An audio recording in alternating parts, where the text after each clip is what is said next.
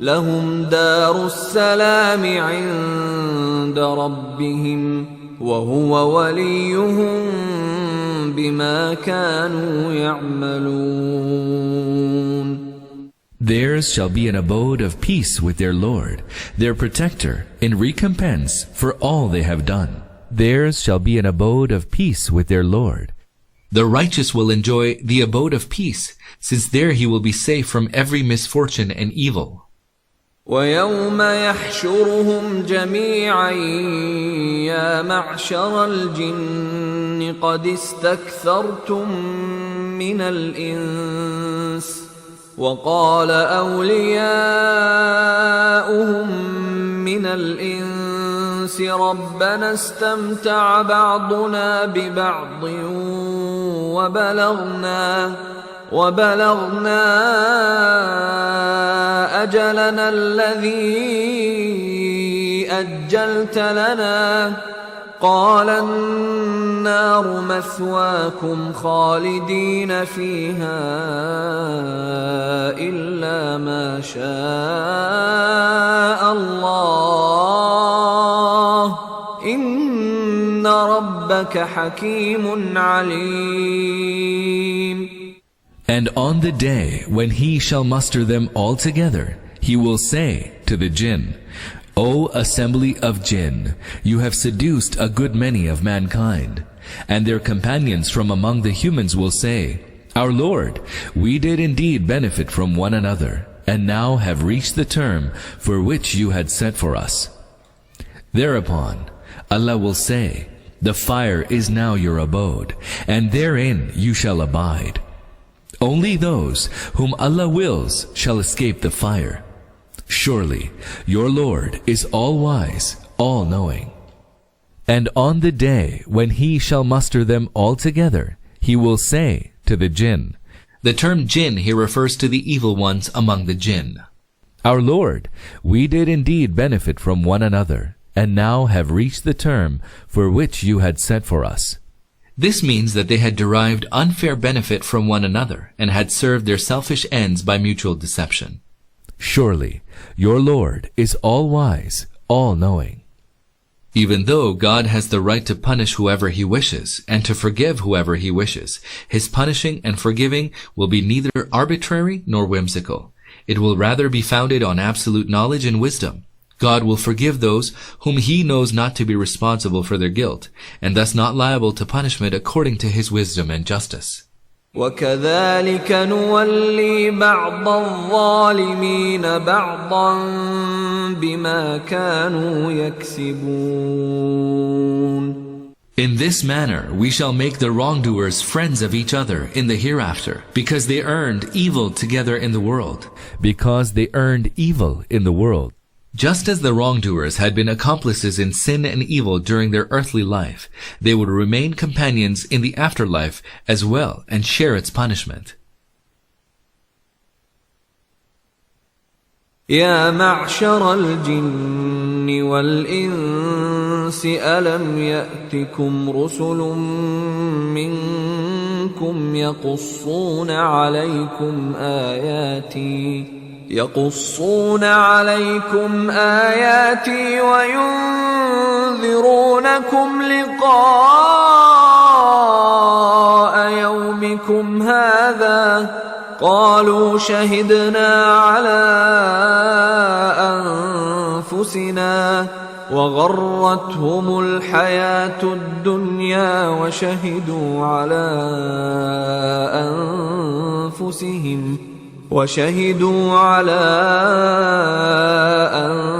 أنفسهم أنهم كانوا كافرين. Then Allah will also ask them, O assembly of jinn and men, did there not come to you messengers from among yourselves, relating to you my signs, and warning you of the encounter of this, your day of judgment?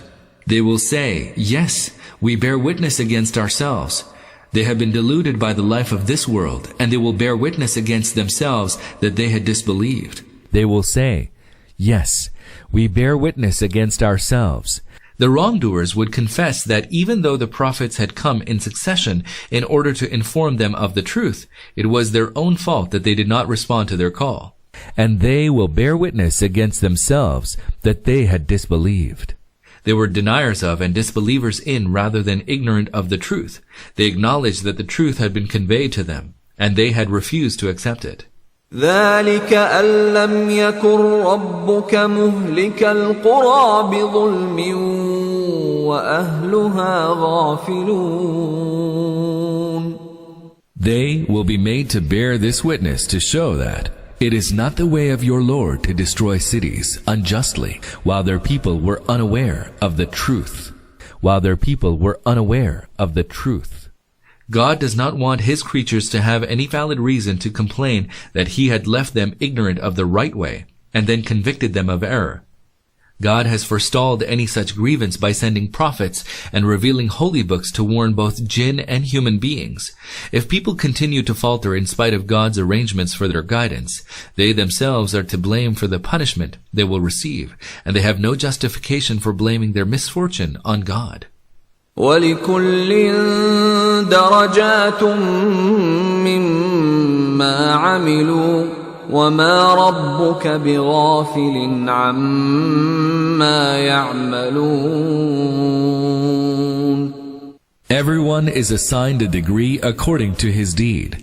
Your Lord is not heedless of what people do. وَرَبُّكَ الْغَنِيُّ ذُو الرَّحْمَةِ إن يشأ يذهبكم ويستخلف من بعدكم ما يشاء كما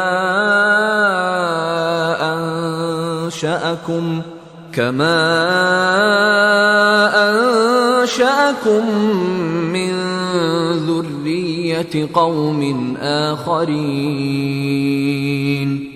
Your Lord is self-sufficient, full of compassion. If He wills, He can put you away and cause whomever He wills to succeed you, just as He has produced you from the seed of another people. Your Lord is self-sufficient, full of compassion. The Quranic statement, "Your Lord is self-sufficient," signifies that God is in need of nothing from anyone, that none of His interests will be jeopardized by disobedience to Him, and that no benefit will accrue to Him from obedience. Even if all human beings became disobedient, God's dominion will not shrink, nor will His dominion expand if everybody were to become obedient and serve and worship Him as they ought to. God is dependent neither upon their show of veneration nor upon their offerings. He lavishes His limitless treasures on human beings and seeks nothing in return. The other statement, namely that your Lord is full of compassion, has been made here to emphasize two things. First, that when God urges human beings to follow the right way and asks them not to do anything in conflict with ultimate reality, He does not do so because of their good behavior benefits Him or their misconduct harms Him. He does so because good conduct is beneficial to man himself, as evil conduct is harmful to him.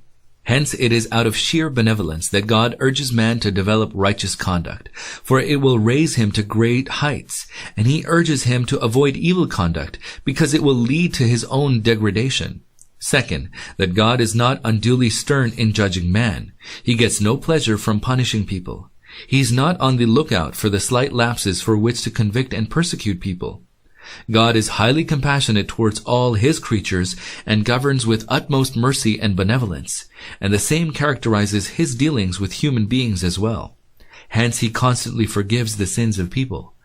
Many disobey, indulge in sins, commit crimes, disregard God's commands, even though they are nourished with the sustenance He provides. God nevertheless continually treats them with forbearance and forgives them. Again and again He grants them respite in order that they may take heed, understand things properly, and reform themselves. Had He been excessively stern, He could have even obliterated them instantly and raised up another people. He could have put an end to humanity and brought into being an altogether different species of creation. إنما توعدون لآت وما أنتم بمعجزين. Surely, what you have been promised shall come to pass. And you do not have the power to frustrate Allah. Surely, what you have been promised shall come to pass. This refers to the resurrection, when human beings of every epoch will be raised anew and made to stand before God for final judgment. قل يا قوم اعملوا على مكانتكم إني عامل فسوف تعلمون من تكون له عاقبة الدار إنه لا يفلح الظالمون. Say, O Muhammad, peace be upon him, O people, work in your place, and I too am at work. Soon you will know in whose favor the ultimate decision will be. Surely the wrongdoers will not prosper, and I too am at work. If people prefer to ignore the Prophet's admonition and do not recant their misconduct, they are at liberty to follow their chosen path, but they should let the Prophet, peace be upon him, follow his. The ultimate results of their conduct will, in due time, become evident to all, to the Prophet, peace be upon him, as well as to his opponents. وَجَعَلُوا لِلَّهِ مِمَّا ذَرَأَ مِنَ الْحَرْثِ وَالْأَنْعَامِ نَصِيبًا فَقَالُوا هَذَا لِلَّهِ بِزَعْمِهِمْ وَهَذَا لِشُرَكَائِنَا فَمَا كَانَ لِشُرَكَائِهِمْ فَلَا يَصِلُ إِلَى اللَّهِ وَمَا كَانَ لِلَّهِ فَهُوَ يَصِلُ إِلَى شُرَكَائِهِمْ سَاءَ مَا يَحْكُمُونَ. They assign to Allah a portion out of the produce and cattle that He has created, saying, out of their fancy, this is for Allah, so they deem, and this is for the associates of Allah, whom we have contrived. Then the portion assigned to the beings whom they have set up as associates of Allah does not reach Allah, but the portion assigned to Allah reaches the beings they set up as associates of Allah. Indeed, evil is what they decide. There now follows an elucidation of the ignorance which those people insistently clung to, and which they were not prepared to forsake. They are also told about the major wrong, which, if not abandoned, will bar their way to salvation. And this is for the associates of Allah, whom we have contrived. They themselves acknowledge that the earth belongs to God, and that it is He who causes the vegetation to grow. They also affirm that God is the creator of the animals which were yoked to their service. They believed, however, that the grace of God for them was the outcome of blessing and benediction of the angels, jinn, heavenly stars, spirits of their pious ancestors, and so on, who cared for their well-being and were their patrons. They therefore used to make twofold division of their harvest and livestock offerings. One part was devoted to God in recognition of their gratitude to Him for having granted them farms and animals, while the rest was devoted to the household gods of either their family or tribes in order to ensure their continuing grace and benediction. First, God censures them for this iniquity and asks them, since all those animals were created and had been granted to them by God alone, what justification there is for making offerings to others. It is not sheer ingratitude to ascribe the acts of benevolence and grace of the true benefactor to the intercession of others and to associate with them the God in thanksgiving. Second, they are censured indirectly for assigning quite an arbitrary share in their offerings to God, as if they themselves were the lawmaker who could ascribe shares to God and others as they wished. To God alone belong all the bounties. He has given man, and only His law should therefore determine what part of the bounties should be offered to Him in thanksgiving, and how the remaining should be spent. Hence, even if they spend something in the way of Allah for the poor and the deprived, but according to their own will, that does not deserve to be accepted by Him. But the portion assigned to Allah reaches the beings they set up as associates of Allah. This is subtle sarcasm at the trickery to which the polytheists resorted while dividing the offerings between God and the partners whom they had set up with Him. By one device and another, they increased the share of the false deities, which only showed that their heart lay with those sham partners of God rather than with Him. It is instructive to recall those tricks. If while they were apportioning God's shares of cereals and fruits, anything belonging to his share fell out of its place, it used to be added to the portion earmarked for the share of God's partners. On the contrary, if any part of the partner's share fell out of or got mixed up with the portion earmarked for God, they were most careful to return it to where it belonged. Whenever they were criticized for this, they had a number of interesting apologies to offer. They said, for instance, that being the creator, God is self-sufficient, and hence he does not care if his portion is in some way reduced. As for the partners, they were not after all self-sufficient, and would therefore take them to task for the slightest diminution in their share. In order to grasp what lay at the root of these superstitions, it is essential to know that the portion which these ignorant people earmarked for God was devoted to helping the indigent, the poor, travelers, orphans, and so on. On the other hand, the portion earmarked for offerings to the partners actually went either directly to the coffers of the priestly class or was offered at the shrines and thus ultimately reached the priests and caretakers of those shrines. Over the course of centuries, these selfish religious leaders had impressed upon those simple-minded people that there was no harm in God's share being reduced, but that of God's dear ones, far from being diminished, should be increased. وكذلك زين لكثير من المشركين قتل أولادهم شركاؤهم ليردوهم وليلبسوا عليهم دينهم ولو شاء الله ما فعلوه فذرهم وما يفترون. And likewise, the beings supposed to have a share in Allah's divinity have made the slaying of their offspring seem lawful to many of those who associate others with Allah in His divinity, so that they may ruin them and confound them regarding their faith. If Allah had so willed, they would not have done that. Leave them alone to persist in their fabrication. Have made the slaying of their offspring seem lawful to many of those who associate others with Allah in His divinity. The word partners is now used in a different sense. In this verse, the word partners denotes those human beings and devils who had legitimized infanticide and even represented it as a commendable act. The reason for calling such people partners is that just as God alone deserves to be worshipped, so He alone has the right to make laws for His creatures and to determine the limits of what is lawful and what is unlawful. Also, just as consecrating acts of devotion to anyone other than God amounts to setting up partners with Him, so to follow man-made laws in the belief that human beings have the right to be their own lawmakers amounts to acknowledging others as partners of God. Both these acts amount to setting up partners with Him, irrespective of whether or not man applies the word God to those before whom he makes ritual offerings, or to those whose laws he considers to be essentially right and binding for men. It is pertinent to recall that 3 forms of infanticide were practiced among the Arabs, and the Quran alludes to each. A. Girls were put to death either to forestall the intrusion of a son-in-law, to prevent them from falling into the hands of enemies in the event of an outbreak of tribal feuding, or to stop them from becoming a source of disgrace for any other reason. B. Both male and female children were killed if parents thought they would not be able to support them, and that they would thus become an unendurable burden. C. Children of both sexes were placed as sacrificial offerings on the altars of the deities in order to gratify them, so that they may ruin them.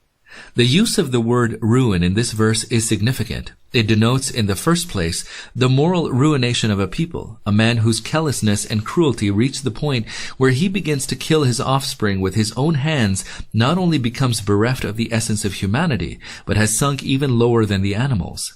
Moreover, this signifies the ruin of a people and of the human race.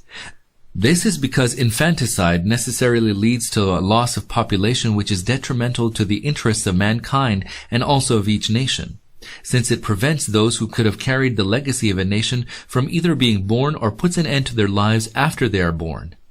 This rule also signifies the ultimate ruin, for instance, in the hereafter.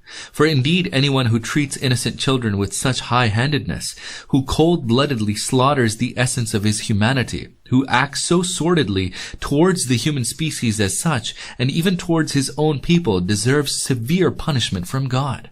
And confound them regarding their faith.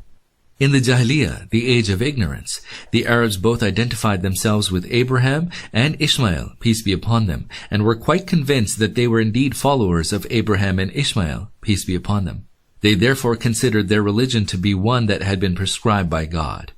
The fact, however, was that over the course of centuries, a number of innovations had overgrown the religion preached by Abraham and Ishmael, peace be upon them. These innovations, which had been introduced by their religious leaders, the tribal chiefs and the elders of noted families, had become haloed with the passage of time, and were considered an integral part of their original religion. No authentic traces of this original religion, however, existed in the Arab traditions, nor in written sources, nor in historical records as such. Hence, when innovations made their inroads into their religious life, they failed to perceive both the innovations and the innovators. This rendered the entire religious tradition of the Arabs unauthentic in the sight of the people of Arabia themselves. They could not assert with conviction which elements were part of the original God-given religion and which were mere innovations. Leave them alone to persist in their fabrication. Had God not so willed, they could never have kept to their false ways. But God willed that everybody should be allowed to pursue his own choice. Hence, if people do not believe in spite of the Prophet's admonition and persist in their false ways, they must be allowed to do as they please. One need not hound such people and pester them into accepting the truth.